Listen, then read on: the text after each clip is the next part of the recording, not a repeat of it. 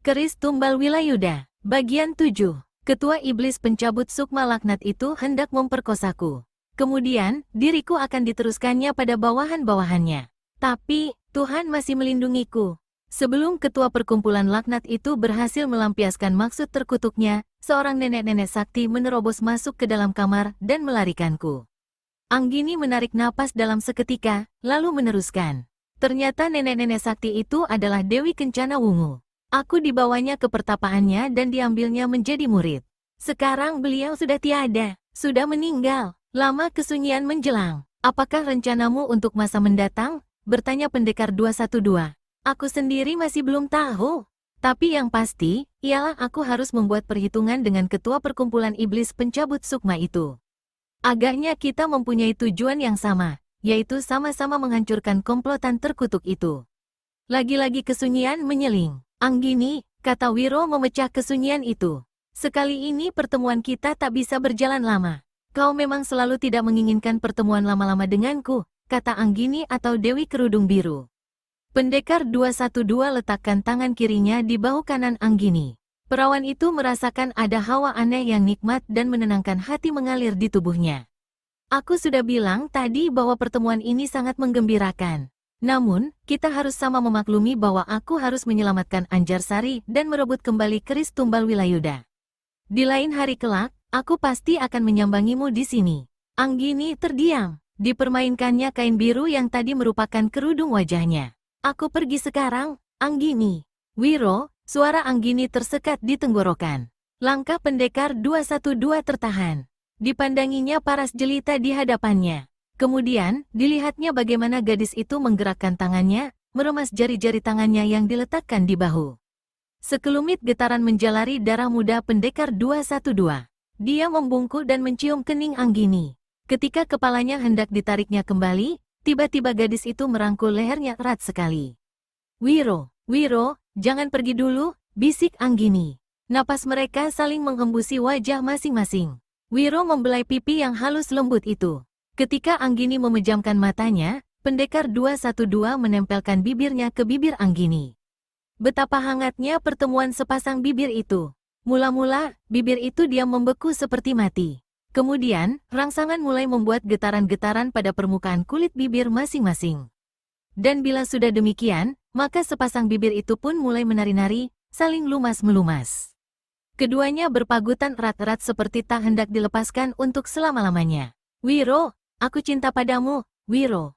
Aku cinta padamu, bisik Anggini berulang kali. Pendekar 212 menggumam. Digigitnya bibir perawan itu. Kau pun cinta padaku bukan? Wiro menggumam lagi. Jawab Wiro, katakanlah. Dan tanpa disadari saat itu, tubuh keduanya sudah terbaring berpagutan di lantai. Wiro, tiba-tiba di ruangan itu meledaklah suara tertawa yang dahsyat. Hahaha, sungguh satu pemandangan yang asyik untuk dilihat. Teruskanlah, pendekar 212, kenapa tidak kau telanjangi saja tubuh gadis itu? Itu 1000 kali lebih nikmat, hahaha. Seorang lain kemudian menyambungi suara yang pertama itu. Pendekar 212 nyatanya hanya seorang pendekar cabul. Tapi tak apa, sebelum dikirim ke liang kubur, tak apa kalau diberi kesempatan dulu bercumbu rayu. Di liang kubur, kau hanya akan bercumbu dan tidur dengan cacing. Baik pendekar 212 Wiro Sableng maupun Anggini sama-sama terkejut. Keduanya melompat cepat. Anggini merapikan jubah birunya yang terbuka di bagian dada. Di pintu ruangan berdiri berkacak pinggang dua manusia bermuka buruk angker. Yang berselempang kain putih, mukanya hitam macam pantat kuali, rambut awut-awutan, tampangnya seperti singa, dan dia bukan lain Resi Singo Ireng. Di keningnya tertera 3 angka 212. Di sampingnya, berselempang kain biru berdiri kakaknya, yaitu Resi Macan Seta yang tampangnya persis seperti macan. Kulit mukanya coreng-moreng belang 3, kuning, merah dan hitam. Kedua pentolan pemberontak kaki tangan Parit Wulung ini telah diperintahkan oleh Parit Wulung untuk mencari kembali keris Tumbal Wilayuda. Dan hari itu, mereka sampai di Goa Dewi Kerudung Biru di mana mereka telah dapat mencium jejak pendekar 212. Bukan saja kedua resi ini berprasangka bahwa keris Tumbal Wilayuda sudah berada di tangan pendekar 212, tapi Resi Singo Ireng sendiri memang mempunyai dendam kesumat terhadap pendekar 212, yaitu sewaktu dibikin muntah darah dalam pertempuran di perbatasan kerajaan Banten tempo hari. Dan dendam kesumat itu masih dibawanya kemana-mana sampai saat itu di kulit keningnya, di mana tertera angka pukulan 212. Siapa mereka, Wiro? Tanya Anggini dengan ilmu menyusupkan suara. Dua manusia keparat yang membantu Parit Wulung si pemberontak terhadap Banten, menyahuti pendekar 212. Kenapa acara kalian tidak diteruskan? Bertanya Resi Singo Ireng dengan nada mengejek. Pendekar 212 menyengir. Bicaramu keren sekali, manusia muka pantat kuali. Tentunya kau andalkan manusia muka harimau yang di sampingmu itu, Mata Resi Macan Seta membeliak garang. Pentang kau punya mata, bukalah lebar-lebar agar tahu dengan siapa berhadapan, bentaknya. Ah, manusia jelek macammu perlu apa aku kenali? Lagi pula, melihat kepada tampangmu, aku khawatir, apa kau betul-betul manusia atau harimau jadi-jadian? Abis berkata begitu, maka pendekar 212 tertawa mengakak. Pemuda besar mulut, aku mau lihat apakah kau sanggup menerima pukulanku ini, bentak Resi Macan Seta. Kata-kata ini ditutup dengan menghantam tangan kanannya ke muka. Maka bertaburlah sinar merah kekuningan ke arah Wiro dan Anggini. Pukulan, sinar surya tenggelam. Pendekar 212 dan Anggini melompat ke samping. Anggini sementara itu dengan cepat mengenakan kembali kerudung birunya. Kejut Resi Macan Seta bukan kepalang ketika melihat pendekar 212 dan si gadis sanggup mengelakkan serangannya yang ampuh tadi. Nyatalah bahwa nama pendekar 212 bukan kosong belaka. Tidak disesalkan kalau tempo hari adiknya dapat dipecundangi. Ketika melihat si gadis mengenakan kerudung, kejut Resi Macan Seta dan Singo Ireng lebih-lebih lagi. Kiranya kita berhadapan pula dengan Dewi Kerudung Biru, saudaraku Singo Ireng, kata Macan Seta. Betul, tapi sang Dewi ini biar aku bekuk hidup-hidup. Tampang dan tubuhnya yang montok lumayan sekali untuk dikekapi sehari semalam. Marahlah Wiro mendengar ucapan Singo Ireng itu. Manusia pantat kuali, angka 212 di keningmu pun belum sanggup kau hapus, sekarang sudah berani-beranian unjuk gigi. Si Singo Ireng tidak ambil peduli ucapan Wiro Sableng, tapi segera menyerang Dewi Kerudung Biru. Sengaja dikeluarkannya jurus, memetik bunga memotes tangkainya. Jurus ini ialah satu jurus meringkus lawan yang didahului oleh satu totokan jarak jauh yang dahsyat. Namun, dugaan Singo Ireng bahwa dia akan sanggup membekuk hidup-hidup Dewi Kerudung Biru dalam satu jurus hebat itu meleset besar. Dewi Kerudung Biru sambuti serangannya dengan jurus naga kepala seribu mengamuk. Kaget sekali jadinya Resi Singo Ireng ketika menyaksikan bagaimana kedua tangan lawan berkelebat sangat cepat naik turun membabat ke samping dan berputar bergelung menyerang ke arahnya. Selama malang melintang membuat kejahatan di dunia persilatan, baru kali ini dia menghadapi jurus aneh ini. Sebaliknya, Resi Macan Seta yang punya lebih banyak pengalaman segera berseru. Singo Ireng, awas, itu pukulan naga kepala seribu mengamuk. Mendengar ini, tersurutlah Resi Singo Ireng. Cepat-cepat dia kemudian melompat ke udara, ketika menukik ke bawah dia lancarkan 4 tendangan, 4 pukulan. Dalam sekejap saja, kedua orang itu sudah terlibat dalam jurus-jurus yang dahsyat. Manusia muka coreng-moreng, apa hanya kalian berdua saja yang datang antarkan nyawa kemari? Tanya pendekar 212 pada Macan Seta. Bocah gila, bentak Macan Seta marah sekali, sehingga mukanya yang coreng-moreng itu semakin menyeramkan. Jika kau tidak kepingin mampus, sebaiknya lekas serahkan keris tumbal Wilayuda dan beritahu di mana Sultan berada. Niscaya kau punya nyawa akan aku ampunkan. Pendekar 212 bersiul keras. Kau bukan Tuhan yang bisa mengampunkan manusia. Sebaiknya ku pertemukan saja kau lekas-lekas dengan malaikat maut. Resi Macan Seta mengom macam harimau terluka. Tubuhnya berkelebat dan lenyap. Angin dahsyat laksana angin prahara menderu ke arah pendekar 212. Secepat kilat pendekar 212 jatuhkan diri dan berguling di lantai. Tangan kanannya memukul ke atas. Pukulan Macan Seta yang tidak mengenai sasarannya terus melanda dinding batu. Dinding itu pecah. Tetapi sebaliknya, Resi ini merasakan bagaimana tubuhnya terasa seperti diangkat ke atas dan satu angin tajam menyakiti kulit kakinya. Ketika dia memandang ke muka, pendekar 212 sudah tak ada di hadapannya. Aku di sini, Macan Seta. Macan Seta putar tubuh ke belakang. Begitu tubuhnya berputar, begitu dan melihat satu gumpalan angin yang kerasnya laksana baja menderu ke arahnya. Resi ini tak ayal lagi melompat 4 tombak ke udara. Mendadak, Didengarnya suara siulan dekat sekali di telinganya. Dia hantamkan tangannya ke samping. Tapi, blukek, resi macan seta terpelanting ke lantai. Tulang punggungnya serasa remuk. Dia kerahkan tenaga dalamnya dengan cepat ke bagian yang kena dipukul lawan, lalu atur jalan napas. Ketika dia berdiri lurus-lurus kembali, muka macannya kelihatan bertambah angkel. Kedua kakinya terpentang lebar, tubuhnya sedikit membungkuk ke muka. Kedua tangannya yang diangkat ke atas kelihatan bergetar. Wiro maklum bahwa lawannya memusatkan seluruh tenaga dalamnya pada dua tangan itu, dengan segera pendekar ini bersiap-siap pula. Tangan kanan resi macan seta kelihatan berwarna merah kekuningan. Lebih merah dan lebih kuning dari yang tadi. Pendekar 212 tahu bahwa lawannya bakal lepaskan lagi pukulan sinar surya tenggelam, tapi yang lebih hebat dari yang pertama tadi. Dan ketika melirik pada tangan kiri sang resi, tangan itu pun kini berwarna sangat merah dan mengepulkan asap merah. Dua pukulan sekaligus tak bisa dianggap enteng. Pendekar 212 tidak mau ambil risiko. Segera tangan kanannya ditinggikan ke atas. Dan cepat sekali, lengan sampai ke jari-jari tangan kanan itu menjadi sangat putih dan menyilaukan laksana perak ditimpa sinar matahari. Mata resi macan seta membeliak melihat hal itu. Pukulan sinar matahari, keluhnya dengan hati tergetar. Benar-benar pemuda rambut gondrong ini memiliki ilmu kesaktian yang tinggi luar biasa.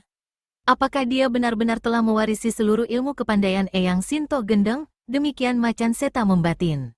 Namun, percaya bahwa dua pukulannya, yaitu pukulan inti api dan pukulan sinar surya tenggelam, akan dapat mengimbangi pukulan lawan. Maka dengan serta-merta dia hantamkan kedua tangannya ke muka. Dua gelombang sinar merah pun menderu ke arah pendekar 212. Pendekar 212 tunggu sampai dua gelombang sinar itu berada di pertengahan jarak antara dia dan lawan. Dan sedetik kemudian, tangan kanannya pun turunlah ke bawah. Selarik sinar putih yang sangat panas dan menyilaukan menggebu-gebu melabrak dua gelombang sinar merah. Boom! Ruangan batu itu tergoncang hebat. Dinding batu angsrok, lantai longsor, sedang bagian atas ambruk. Terdengar keluhan maut resi macan seta. Di saat yang dirasakannya seperti mau kiamat itu, pendekar 212 berkelebat cepat menyambar tubuh Dewi Kerudung Biru dan dilarikan keluar goa. Sesaat mereka sampai di luar goa, maka runtuhlah goa Dewi Kerudung Biru. Resi Singo Ireng yang tak sempat selamatkan diri, mati tertimbun bersama saudaranya, Resi Macan Seta. Di luar goa, pendekar 212 dan Dewi Kerudung Biru saling berangkulan. Anggini, sangat disesalkan tempatmu yang bagus menjadi hancur runtuh. Tapi sebagiannya masih bisa kau pergunakan. Anggini mengangguk. Disembunyikannya wajahnya di dada yang bidang itu. Anggini, kata Wiro lagi. Dilepaskannya pelukannya. Waktuku tak banyak lagi. Aku harus segera ke lembah batu pualam tempat bersarangnya perkumpulan iblis pencabut sukma. Sampai jumpa lagi, Anggini. Aku ikut, Wiro, seru gadis itu. Tapi pendekar 212 sudah lenyap dari hadapannya. Gadis itu termanggu sejurus. Tapi kemudian, segera pula dia berkelebat meninggalkan tempat itu. Lembah Batu Pualam. Lembah ini dikelilingi oleh pegunungan batu pualam yang berkilauan ditimpa sinar sang surya. Di mana-mana, bahkan sampai ke dasar lembah terdapat gundukan-gundukan batu pualam putih. Di tengah dasar lembah, kelihatan sebuah gedung besar bertingkat dua yang keseluruhannya mulai dari lantai sampai ke atap terbuat dari batu pualam. Gedung ini indah sekali bentuknya. Di beberapa bagian di luar dan di dalam gedung batu pualam ini terdapat ukiran-ukiran yang bagus, sehingga sesungguhnya tak pantaslah bila gedung itu menjadi markas atau sarangnya komplotan terkutuk iblis pencabut sukma. Pendekar 212 berdiri di ujung timur tepi lembah, berlindung di balik sebuah onggokan batu pualam. Dari tempatnya berada, dilihatnya gedung itu sepi-sepi saja. Tak ada seorang pun anggota perkumpulan iblis pencabut sukma yang kelihatan. Dengan berlindung di balik gugusan-gugusan dan puing-puing batu pualam, pendekar 212 mulai menuruni lembah. Dia sampai di dasar lembah kini. Jarak antaranya dengan gedung batu pualam kurang lebih 30-an tombak. Wiro melompat ke balik gugusan batu pualam yang lain, melompat lagi ke kiri, lalu ke kiri lagi, sehingga jaraknya kini dengan gedung itu hanya sekitar 10 tombak. Pintu depan gedung terbuka lebar-lebar, demikian juga jendela-jendela di tingkat bawah serta atas. Anehnya, sampai saat itu suasana masih sunyi senyap seperti tadi. Mungkin ada perundingan di dalam sana, pikir pendekar 212. Dia memutuskan untuk menunggu sampai kira-kira sepeminum teh. Sementara itu, di tingkat kedua gedung Batu Pualam, di sebuah ruangan rahasia, kelihatan 4 manusia berjubah dan berkerudung merah. Salah satu di antaranya, jubah dan kerudungnya lebih merah dari yang lain-lain. Dialah ketua perkumpulan iblis pencabut sukma. Dia duduk di sebuah kursi, membelakangi sebuah mimbar. Di hadapannya duduk 3 orang, satu di antaranya ialah wakil ketua perkumpulan. Yang 2, anggota perkumpulan yang berilmu tinggi. Di pangkuan wakil ketua perkumpulan saat itu terbaring tubuh Anjarsari. Ketua iblis pencabut sukma manggutkan kepala, dan wakilnya segera berdiri. Tubuh Anjarsari diletakkannya di kursi, lalu dia melangkah ke hadapan ketua dan menjura. Ketua, harap dimaafkan bila aku menjalankan tugas dan kembali ke sini agak terlambat. Ada beberapa rintangan di tengah jalan. Kau berhasil mendapatkan keris tumbal Wilayuda? Bertanya sang ketua. Suaranya berat serak laksana palu godam. Wakil ketua anggukkan kepala, lalu keluarkan sebilah keris yang keseluruhannya mulai dari sarung sampai ke kerisnya terbuat dari emas. Karena senjata ini senjata mustika, maka dengan sendirinya memancarkan sinar kuning yang terang. Mata ketua iblis pencabut sukma berkilat-kilat melihat senjata itu. Begitu diterumanya, diperhatikannya sejurus, lalu dimasukkannya ke balik pinggang. Apalagi yang kau bawa? Tanya sang ketua. Wakilnya putar tubuh sedikit dan menuding pada tubuh Anjarsari yang didudukkan di kursi. Gadis itu adalah calon istri Sultan Hasanuddin.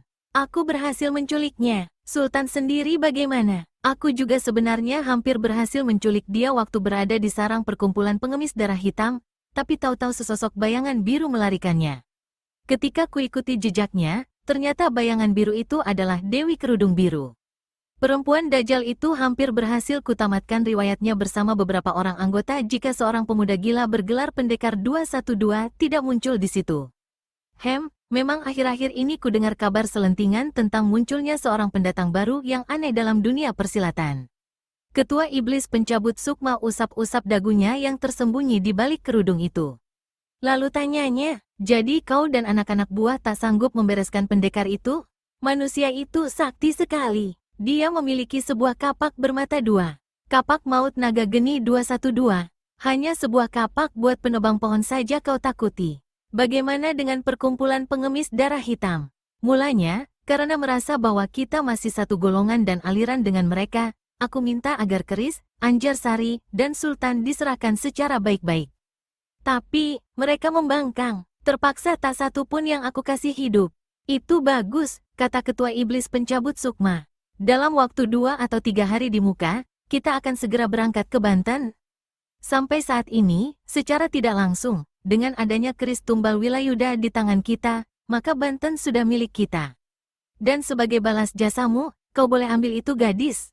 Gembiralah hati sang wakil mendengar itu.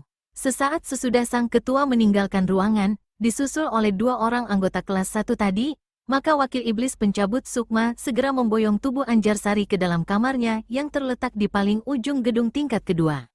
Sepeminum teh telah lewat. Wiro mengintai lagi dari balik gugusan Batu Pualam. Gedung masih tetap sunyi senyap. Dengan rasa tak sabar, segera pemuda ini kerahkan ilmu mengentengi tubuh, dan laksana seekor alap-alap melesat ke atas atap gedung Batu Pualam tingkat kedua. Bagian atas gedung ini rata licin. Dan di sebelah sana, beberapa tombak jauhnya, 2 orang berjubah dan berkerudung merah tengah asyik bermain dam.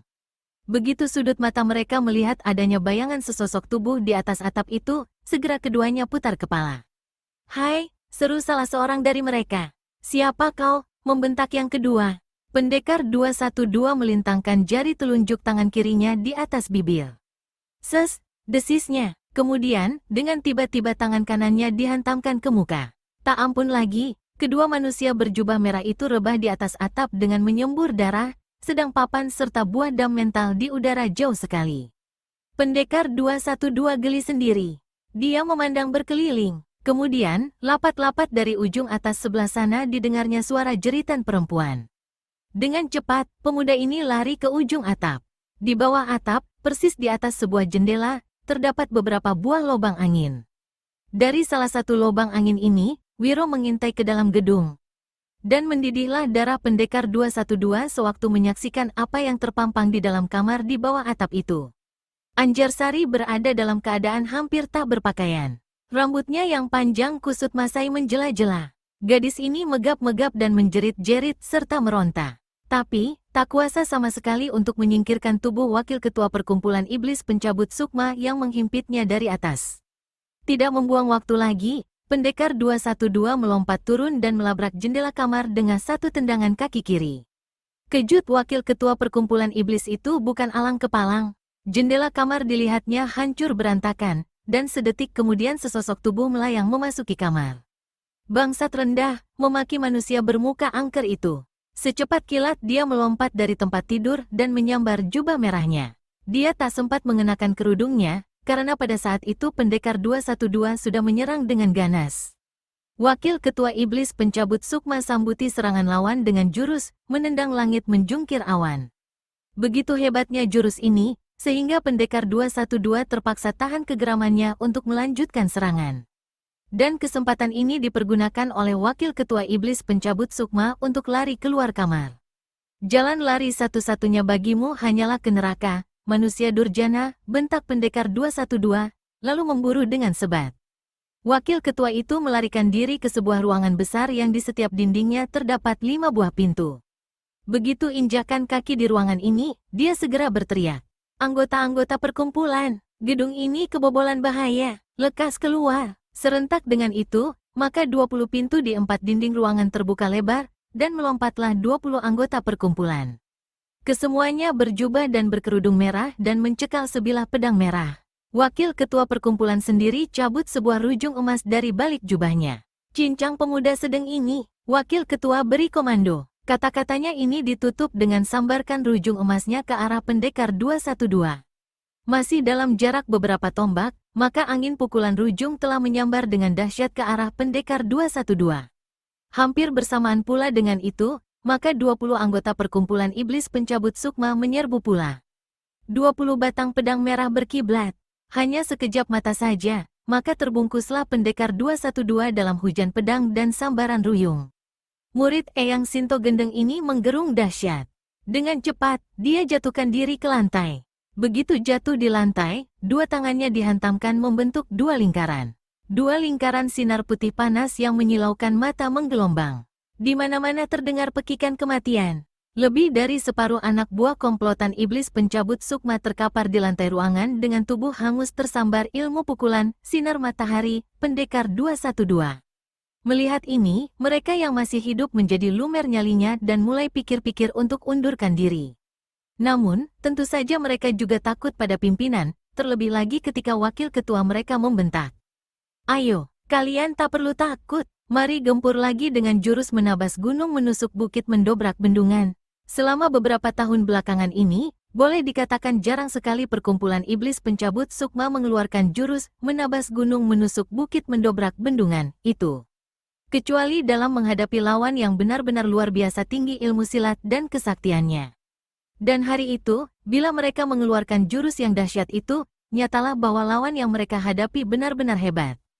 Dan memang begitu kenyataannya, pendekar 212 sendiri, begitu dengar nama jurus ini, tak ayal lagi segera cabut kapak maut naga geni 212. Selama ini dia cuma pernah dengar dan mengetahui nama jurus yang terdiri dari 4 untaian kata-kata. Kini, lawan menyerangnya dengan jurus 6 untaian kata-kata. Pastilah ini suatu jurus yang luar biasa. Maka, begitu lawan menyerbu, pendekar 212 sudah putar kapak maut naga geni 212-nya. Lolong kematian pun bergemalah untuk kedua kalinya di ruangan itu. 6 anggota perkumpulan iblis pencabut sukma menggeletak mandi darah.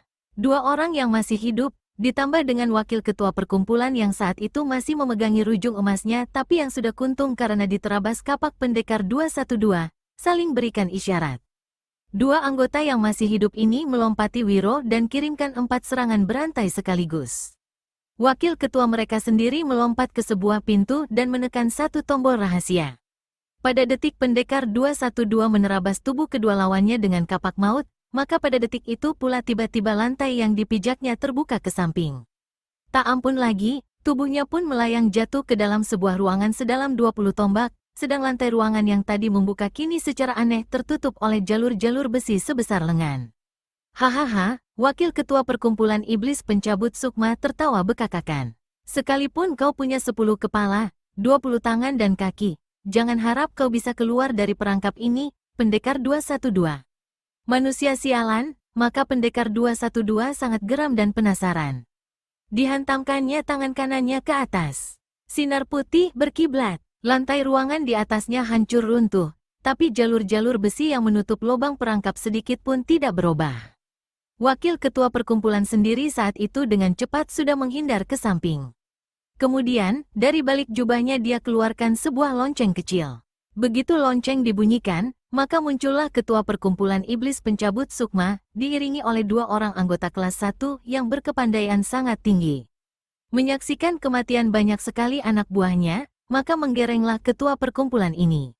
Mukanya yang tersembunyi di balik kerudung mengkerut tegang, matanya berkilat-kilat. Dia melangkah ke hadapan sang wakil. Sesudah seluruh anggota mampus begini rupa, baru kau bunyikan lonceng memanggil aku? Bagus betul perbuatanmu, gemetarlah lutut wakil ketua mendengar bentakan atasannya itu. Tapi, ketua, manusia itu sakti luar biasa. Namun demikian, aku telah berhasil meringkusnya. Lihatlah ke bawah sana, keberhasilanmu tetap tidak dapat menghindari hukuman yang bakal kau terima kelak, desis ketua perkumpulan. Dia melangkah ke tepi perangkap. Namun, secepat kilat bersurut mundur, karena dari dasar perangkap menggebu segumpal angin dahsyat. Atap gedung batu pualam yang tadi telah hancur dilanda pukulan sinar matahari kini kembali berpelantingan. Kurang ajar, bentak ketua perkumpulan. Tangan kanannya dipukulkan ke dasar perangkap. Dan menderulah 5 lusin jarum merah.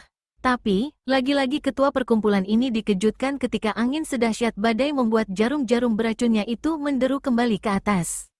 Jika tidak lekas pula dia menghindar dari tepi perangkap, pastilah senjata makan tuan. Budak hina dina, kau boleh keluarkan 1000 ilmu, tapi jangan harap kau bakal keluar hidup-hidup dari dalam perangkap ini. Abis berkata begitu, dengan ibu jari kaki kanannya, ketua perkumpulan iblis pencabut sukma menginjak sebuah tombol di salah satu sudut perangkap sebelah atas. Di dasar perangkap, secara aneh dinding terangkat kira-kira sejengkal, dan laksana air bah dari keempat celah dinding itu berserabutanlah ratusan binatang berbisa seperti ular, kelabang, lipan, dan kalajengking. Semuanya menyerbu menyerang pendekar 212.